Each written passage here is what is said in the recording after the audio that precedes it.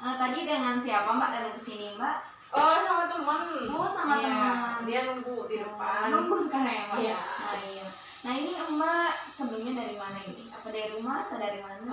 Mbak sih sebenarnya saya tuh dari kampus gitu. Kampus. Langsung aja sama teman gitu kan. Nganterin ke sini. Baik. Mbak sebelumnya atas nama siapa Mbak? Saya Cynthia Maharani. Oh Mbak Cynthia. Iya. Mbak Cynthia, perkenalkan saya Rini. Oh, oke. Jadi, Saya panggil Mbak Rini aja lagi ya. Baik. Nah Mbak, ini ada yang bisa saya bantu Mbak? Jadi gini ya, saya kesini itu atas rekomendasi teman ya, gitu. Soalnya saya tuh ada sedikit masalah gitu. Baik. Karena belakangan ini ya, entah kenapa itu saya tuh sering pusing gitu. Oh, sering pusing Mbak. Iya.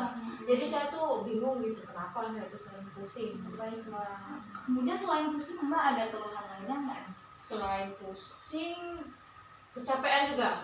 Oh, kecapean. Padahal baru sih sebentar, misalnya kegiatannya itu baru sebentar gitu. Udah capek aja gitu kan. Gitu ya Mbak. Jadi saya tuh bingung gitu. Mbak seperti mudah lelah, seperti itu ya Mbak ya? Benar. Ini Mbak pernah datang berobat ke dokter atau konsultasi ke dokter? Pernah sih. Mungkin udah 1 bulan yang lalu lah kali ya. Nah waktu itu saya tuh ke klinik gitu kan. Nah itu ngecek HB gitu kan. Nah ternyata kata dokternya itu ada gejala darah rendah gitu.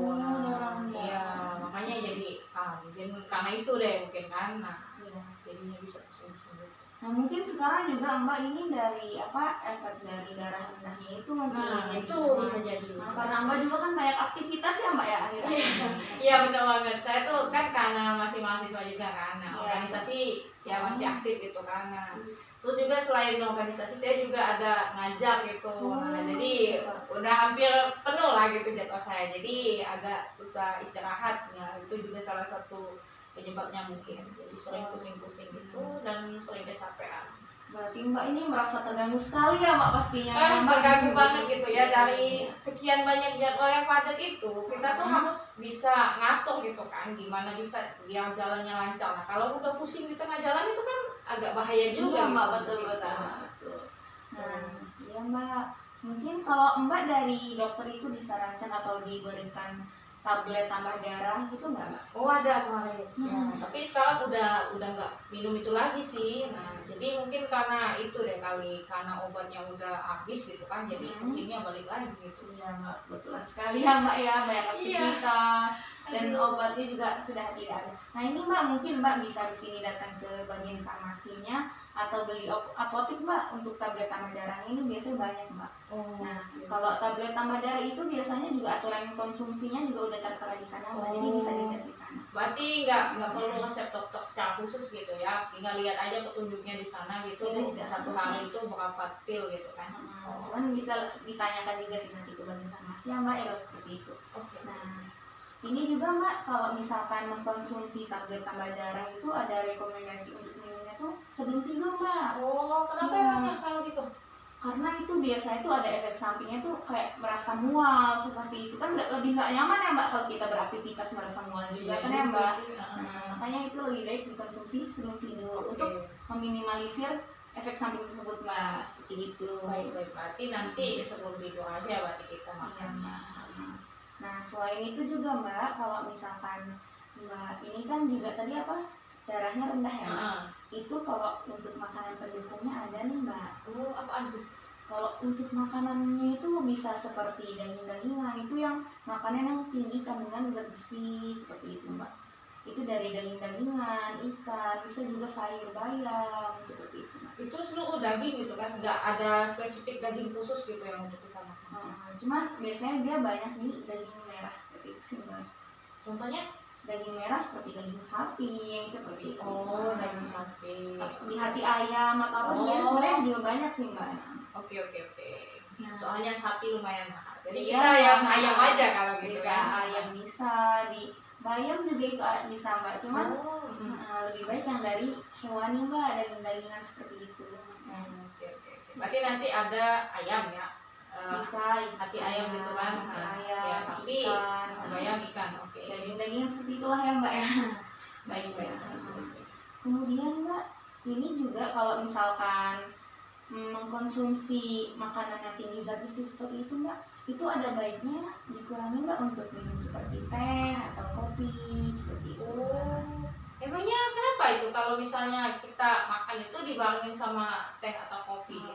Itu mbak, kalau kopi atau teh itu ada kandungannya yang mana dia tuh menghambat penyerapan dari zat besi itu mbak. Kan kita maunya makan itu tuh untuk menambah kadar zat besi dalam darah kita ya mbak ya. Nah kalau kita dihambat untuk penyerapannya kan sama saja gitu ya. Oh iya benar sih.